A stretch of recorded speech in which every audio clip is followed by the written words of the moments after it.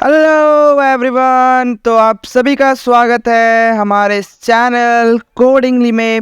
और आज का हमारा आखिरी टॉपिक, हमारा जो इंस्ट्रक्शंस वाला जो टॉपिक चल रहा था, ये पार्ट 3 है। और ये आज का हमारा जो लास्ट टॉपिक होने वाला है कंट्रोल इंस्ट्रक्शंस। ठीक है, कंट्रोल इंस्ट्रक्शंस।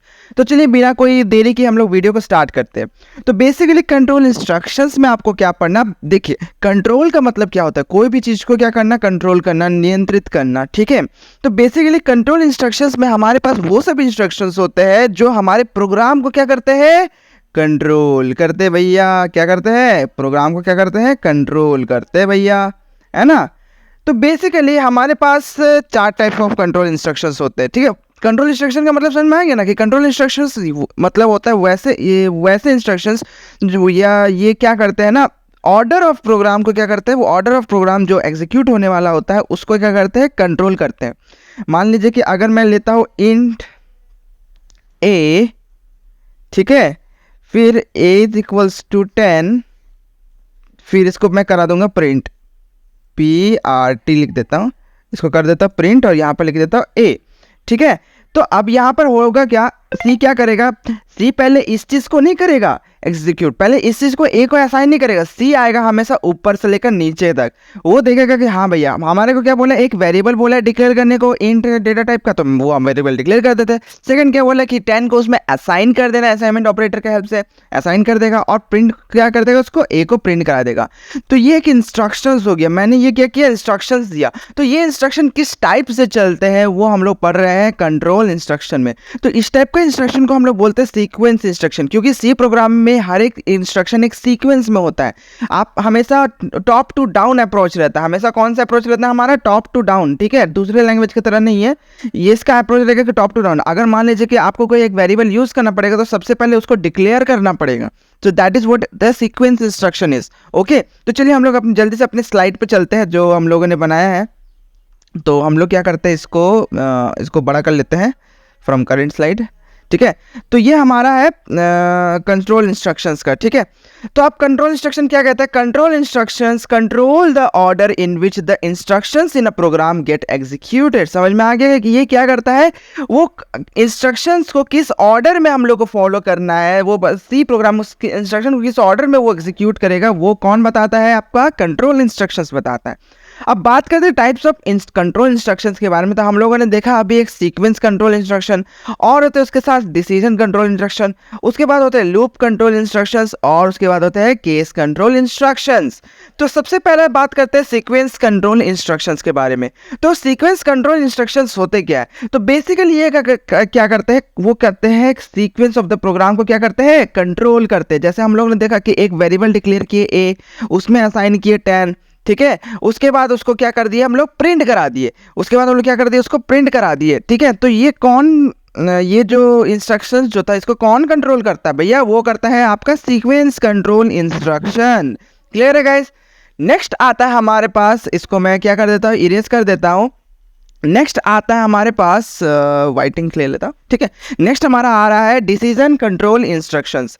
अब भैया डिसीजन का मतलब क्या होता है ना, डिसीजन का मतलब क्या होता है। ठीक है, अब आप लोग एक रेस्टोरेंट में जाते हो, ठीक है, आप लोग एक रेस्टोरेंट में जाते हो तो बेसिकली 2 टाइप ऑफ मेन्यू मिलता है। ठीक है, तो वो एक होता है वेज होता है और एक होता है नॉन वेज होता है। तो आप क्या करते हो, डिसीजन लेते हो कि भैया आपको नॉन वेज खाना है कि आपको नॉन वेज खाना है। क्लियर है, समझ में आया गाइस। ठीक है ना। जैसे मान लीजिए चलो मैथ्स का वर्ल्ड में अगर देख लेते हो तो एक आपके पास नंबर है 12 और एक नंबर है आपके पास 42। आपको चूज करना है कि मैक्सिमम नंबर कौन सा, तो आप क्या करोगे, एक डिसीजन लोगे कि हाँ मैक्सिमम नंबर कौन सा, तो उसके लिए कुछ सर्टेन क्राइटेरिया रहेगा। तो वेल मैक्सिमम नंबर कुछ ये 42 है। तो डिसीजन कंट्रोल इंस्ट्रक्शंस भी कुछ इसी टाइप का काम करता है। वो क्या करता है, कंप्यूटर को करता है डिसीजन लेने में। कंप्यूटर खुद से नहीं डिसीजन लेता है, हम लोग को उसके लिए कुछ कोड करना पड़ता है, वही कोड को कंप्यूटर फॉलो करता है और उससे क्या करता है, डिसीजन लेता है। जैसे मान लीजिए कि हम लोग को अगर इवन नंबर निकालना, ठीक है, इवन नंबर, तो अब ये जो हम लोग डिसीजन कंट्रोल इंस्ट्रक्शन, इसको हम लोग डिटेल्स में पढ़ेंगे। डिटेल्स में हम लोग पढ़ेंगे, उस टाइम पढ़ेंगे इफ़ के बारे में पढ़ेंगे, एल्स के बारे में पढ़ेंगे, ठीक है, उसको डिटेल्स में हम लोग जानेंगे। उस टाइम इस चीज़ को इसका प्रोग्राम भी देखेंगे। फिलहाल हम लोग अभी कुछ समझाने के लिए मैं दिखा रहा हूँ। तो जैसे मान लीजिए कि आपने ये 2 वेरिएबल डिक्लेयर किया, ठीक है, 2 वेरिएबल डिक्लेयर किया ए और बी। इसमें आपने वैल्यू असाइन किया, इसमें आपने वैल्यू असाइन किया, मान लीजिए लेट्स सपोज 4 असाइन कर दिया, और इसमें आपने असाइन किया लेट्स सपोज 3 असाइन कर दिया। अब आपको चेक करना है कि 4 इवन नंबर है कि 3 इवन नंबर है भैया। तो इसके लिए सर्टेन क्राइटेरिया क्या रहेगा। अब आप लोग एक अप्रोच तो लगा सकते हो कि अगर कोई नंबर 2 से डिवाइड होता है, अब अगर 4 2 से डिवाइड होगा तो ये हो जाएगा इवन नंबर। अगर नहीं होता है तो क्या कहलाएगा, ऑड नंबर। ठीक है, समझ में आया। ये अगर इवन 2 से डिवाइड होता है तो ये इवन नंबर, अगर नहीं होता है तो ऑड नंबर। ठीक है, सेम केस आपका 3 वाला में भी रहेगा, सेम केस आपका 3 वाला में भी रहेगा। तो इस टाइप का जो डिसीजन मेकिंग प्रोग्राम जो हम लोग बनाते हैं वो किसके अंदर आ जाता है, वो आ जाता है आपका डिसीजन कंट्रोल इंस्ट्रक्शंस के बारे में, डिसीजन कंट्रोल इंस्ट्रक्शंस के अंदर में आ जाता है। ठीक है गाइस, चलो तो नेक्स्ट हम लोग देखते हैं लूप कंट्रोल इंस्ट्रक्शंस। क्या करते हैं, लूप कंट्रोल इंस्ट्रक्शंस।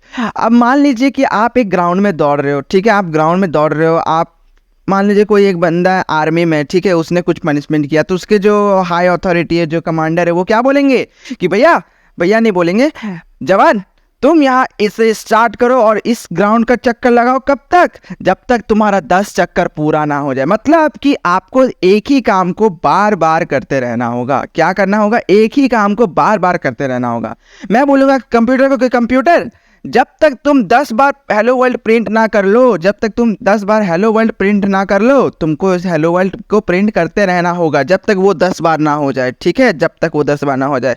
तो लूप इंस्ट्रक्शंस में क्या होता है, लूप इंस्ट्रक्शंस में होता है लूप इंस्ट्रक्शंस में होता है कि वो क्या करता है, एक ही ग्रुप ऑफ स्टेटमेंट्स को क्या करता है, एग्जीक्यूट करता है रिपीटेडली। ठीक है, मतलब कि कुछ एक ग्रुप ऑफ स्टेटमेंट्स होता है, उसको क्या करता है, एग्जीक्यूट करता है सर्टेन कंडीशन तक, कि हाँ इतने कंडीशन मेरा रीच हो जाएगा तो हम लोग वो प्रोग्राम को क्या कर देंगे, स्टॉप कर देंगे। जैसे हेलो वर्ल्ड वाला जो से प्रोग्राम मैंने बताया कि आपको 10 बार इसको क्या करना है, प्रिंट करना है।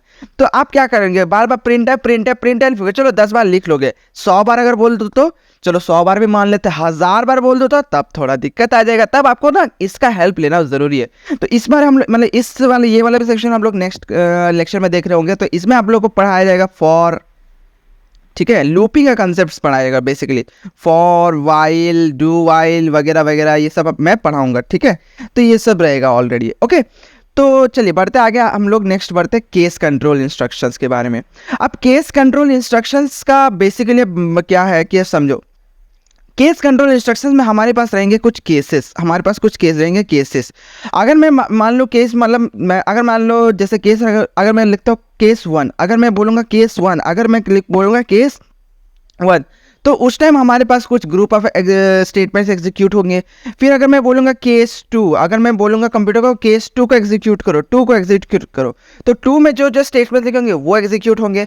सेम आपका ऐसे केस n तक जाएगा तो वो केस n वाला भी स्टेटमेंट एग्जीक्यूट होगा। तो केस कंट्रोल इंस्ट्रक्शंस में हम लोग बेसिकली एक special type of keyword use करते हैं जिसको हम लोग बोलते हैं स्विच, जिसको हम लोग क्या बोलते हैं, स्विच ऑपरेटर। ठीक है, स्विच ऑपरेटर नहीं, ये कीवर्ड है, सॉरी।